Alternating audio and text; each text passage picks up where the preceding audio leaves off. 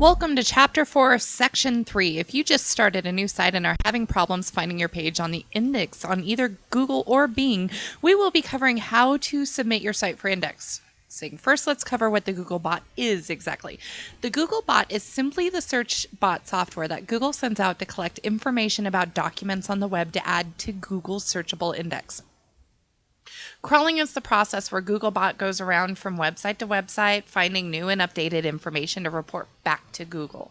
The Googlebot finds what to crawl using links. Indexing is the processing of information gathered by the Googlebot from its crawling activities. Once documents are processed, they are added to Google's searchable index if they are determined to be quality content.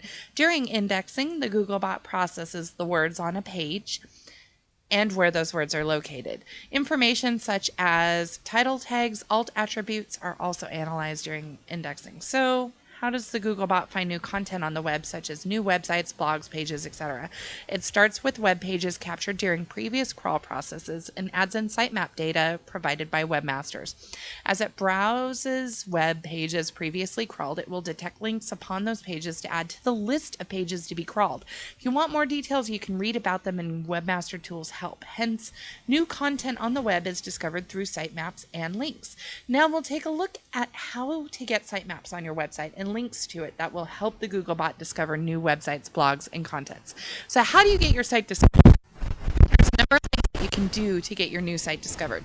Create a sitemap. Sitemap is an XML document on your website server that basically lists each page on your website. It tells search engines when new pages have been added and how often to check back for changes on specific pages. For example, you might want a search engine to come back and check your homepage daily for new products, news items, and other new content.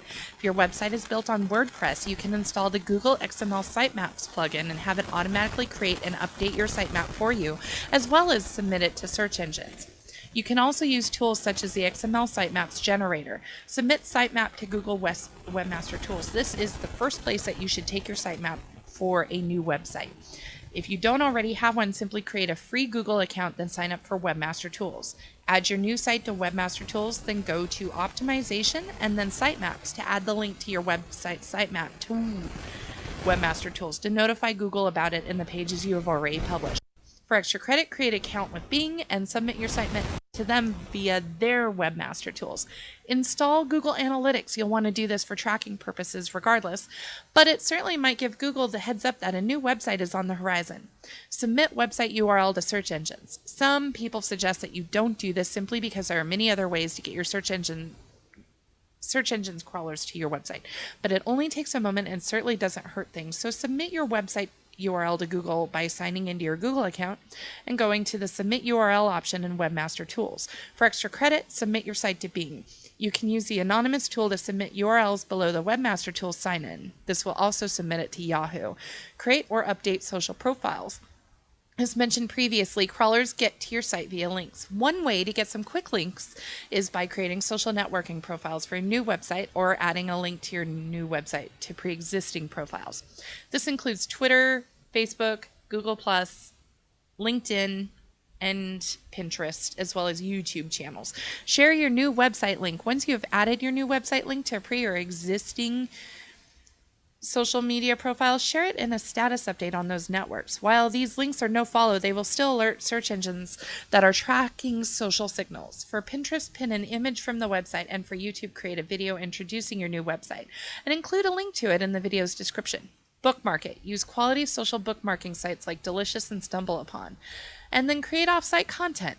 Again, to help in the link building, let's get some more links to your website by creating off-site content such as submitting guest posts to blogs in your niche, articles to quality article directories, and press releases to services that offer SEO optimization and distribution. Please note that this is about quality content from quality sites. You don't want spammy content. So next question is, are the www and non-www versions of your site being indexed differently with the search engines? This can cause duplicate content issues, and it's viewed differently by the search engines. It can get a little problematic for SEOs to navigate, but here's how to handle it. Consistency. Use one URL across the entire site to prevent indexing issues. Always use this format for your internal links. Suppose you want your default URL to be www.example.com. You can make your web server so that if somebody requests example.com, it does a 301 permanent redirect to www.example.com. That helps Google know which URL you prefer to be canonical. Adding a 301 redirect can be an especially good idea if your site changes often, like a dynamic content, a blog, or something like that.